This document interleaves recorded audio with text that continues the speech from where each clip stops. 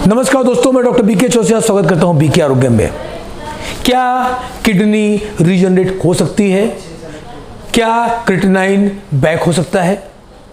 क्या kidney fail होने के बाद भी बिना डायलिसिस जिंदगी जी जा सकती है? जी हां, ऐसा होता है। और केस स्टडी सीरीज में मैं ऐसे लोगों की कहानियां लेके आता हूं जिससे आप भी जान पाएं कि यस, किडनी फेलियर से लड़ा और जीता जा सकता है।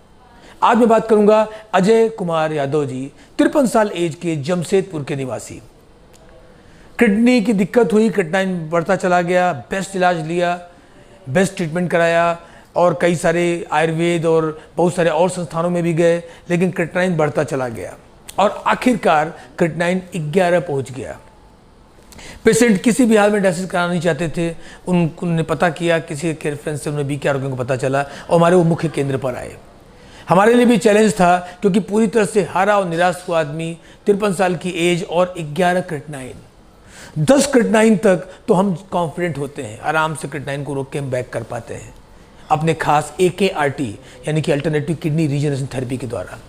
लेकिन जब क्रिएटिनिन 10 के ऊपर होता है, 11, 12, 15, 20, 25 ऐसे पेशेंट हमारे पास पहुंचते हैं, तो हमें देखना होता है कि इनकी बॉडी कितना सपोर्ट कर पाएगी। तो हमारे लिए भी संशय की स्थिति होती है अगर क्रिएटिनिन 10 के ऊपर हो, 12, 15, 18 हो, और ऐसा ही कुछ केस इनका था, 11 क्रिएटिनिन पहुंच चुका था। हमने डिसाइड किया कि हम इनकी किडनी रीजनरेशन प्रोसेस को स्टार्ट करेंगे और हमने ट्रीटमेंट स्टार्ट किया। क्या हुआ इनके साथ, आइए सुनते हैं इनकी जबानी।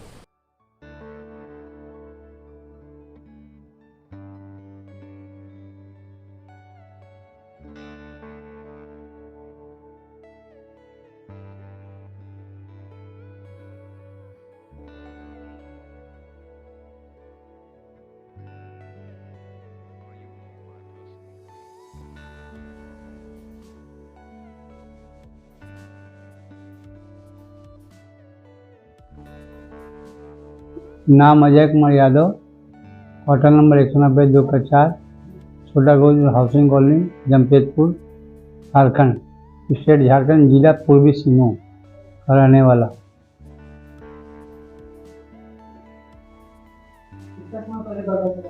ये मेरा बीमारी 2019 में मालूम चला कि किडनी में हल्का इन्फेक्शन है। उसके बाद मैं भेलौर भी गया, CMC दिखाने गया, वहाँ भी बोले कि डायलिसिस ही होगा। तो उसके बाद वहाँ से हम लोग और जो हिम्स भी गए, मैंने हिम्स का वहाँ गए नहीं, उसका सेंटर में गए, वहाँ भी दवा चला, कोई फ़ायदा नहीं हुआ। लास्ट में यहाँ के देश मेरे को जमशेदपुर के पांडा जी मेरे को नंबर दिए, वही नंबर हम अपने भी नंबर लगवाए। जिस समय हम यहाँ आए थे तो क्रिएटिनिन था 11.4, अभी क्रिएटिनिन है 8 है, मोटा मोटा 7 दिन हुआ। बाद में क्रिएटिनिन हमारा जमशेदपुर में थे उस समय था 9.1, उसके बाद अभी एक हफ्ता में 8 पॉइंट है। अभी पहले से रिलैक्स है, यहाँ संस्था अच्छा है। आप जब यहाँ पे आए थे तो कितना क्रिएटिनिन था? 11.4 और अभी 8। यहाँ के डॉक्टर भी अच्छे हैं, यहाँ के स्टाफ भी बहुत अच्छे हैं, खाना पीना भी अच्छा है, दवाई का सिस्टम यहाँ अच्छा है। बाकी जो लोग आपको देख रहे हैं तो उन्हें आप क्या राय देना चाहिए किडनी पेशेंट उन्हें आप यहाँ के बारे में अपडेट जानने वाले क्या है? मेरे समझ से जो भी अगर मेरे दोस्त या कहीं हुए, हम तो सबसे पहले राय देंगे यहाँ आने के लिए, यहाँ आए, यहाँ उपचार कराएं, उससे बड़ा कभी कुछ नहीं। दोस्तों, आपने जो सुना कि मात्र 10 दिन के ट्रीटमेंट में क्रिएटिनिन न सिर्फ बढ़ना रुका बल्कि घटना शुरू हो गया और घट के 8 पे पहुंच गया। बहुत से लोगों को लग सकता है कि ये चमत्कार है, अब बहुत सारे लोगों को लग सकता है कि ये फ्रॉड है। बहुत से लोगों को लगता है कि ये कैसे पॉसिबल है, जहां पर बड़े बड़े देश के संस्थान मना कर चुके हैं, कोई चांस नहीं है, वहां से 10 दिनों में क्रिएटिनिन बैक हो जाए या डायलिसिस बंद हो जाए। कैसे हो सकता है ये? दोस्तों, आपका सोच बिल्कुल सही है। ऐसी कोई भी दवा या इलाज एग्जिस्ट नहीं करती जिसके माध्यम से आपका क्रिएटिनिन बैक हो जाए। ऐसी कोई भी दवा या इलाज एग्जिस्ट नहीं करती जिसको खाने से क्रिएटिनिन घट जाए।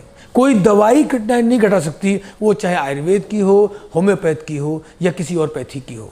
बहुत से लोग इस भ्रम में महंगी महंगी दवाइयाँ मंगा के खाते हैं कि उससे उनका क्रिएटिनाइन घट जाएगा। दवाइयाँ आपकी किडनी को मेंटेन रख सकती हैं, थोड़ा सा आपकी किडनी के फंक्शन को हेल्प कर सकती हैं, आपको थोड़ा सा आराम दे सकती हैं, लेकिन किडनी को रीजनरेट नहीं कर सकती।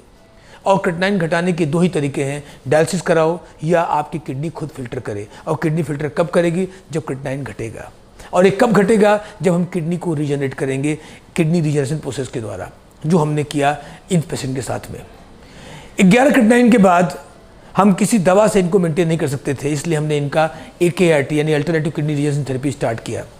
इस थेरेपी के अंतर्गत एक खास प्रोटोकॉल होता है जिसमें आयुर्वेदिक ट्रीटमेंट के साथ पंचकर्मा, नेचुरोपैथी ट्रीटमेंट, योगा, प्राणायाम, pranic healing, even acupuncture, acupressure और बहुत सारी थेरेपीज को कंबाइन करके प्रयोग किया जा सकता है। इसके साथ किडनी रीजनरेशन एक थेरेपी और सेल्स रीजनरेशन प्रोसेस और खास मशीन का भी हम प्रयोग करते हैं। इन प्रोसेसेस के द्वारा बॉडी के डैमेज हो चुके सेल्स को रीजनरेट करना हो, चाहे आपके किडनी के फंक्शन को इंप्रूव करना हो, इन शॉर्ट किडनी को रीजनरेट करना हो, इस लायक बनाना हो कि खुद से वो फिल्ट्रेशन स्टार्ट कर दे, ये हम करते हो। यही हमने किया इनके साथ में। और अजय जी के केस में हमने पाया कि मात्र 10 डेज में पहले ही रिपोर्ट में इनका क्रिएटिनाइन बढ़ना रुका, सेकेंड रिपोर्ट से घटना शुरू हुआ और लास्ट रिपोर्ट तक, क्योंकि 10 डेज के प्रोसेस में हम 3-3 दिन पे जांचें करवाते हैं, और यहाँ पर हमने पाया कि इनका क्रिएटिनाइन लगभग 3 पॉइंट कम हो गया और लगातार ये कम हो रहा है। दोस्तों, मैं फिर बता रहा हूँ, किसी दवा की वजह से नहीं हुआ, बल्कि किडनी ने खुद फिल्ट्रेशन स्टार्ट किया और किडनी को हमने इन 10 डेज में इन सारे प्रोटोकॉल्स के माध्यम से रीजनरेट किया। और सुनने में चमत्कार लगता है, लेकिन चमत्कार आयुर्वेद और नेचुरोपैथी इन प्रोसेस के द्वारा होता है, AKRT के द्वारा होता है। आप या आपके परिचय में कोई भी व्यक्ति जिसको किडनी की प्रॉब्लम है, एलोपैथ में तो कोई इलाज नहीं है, आप जानते ही हैं, वो अगर आयुर्वेद में भी ट्राई कर रहा है, किसी वैद्य जी को पास जाके, किसी डॉक्टर के पास जाके कोई दवाई खा रहा है, कोई होम्योपैथिक दवाई खा रहा है, प्लीज़ ये वीडियो उस तक शेयर करें।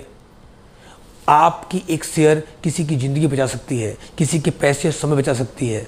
किडनी पेशेंट्स, जैसा मैंने पहले भी कई बार बताया कि 5 साल के अंदर 95% किडनी पेशेंट डेथ कर जाते हैं।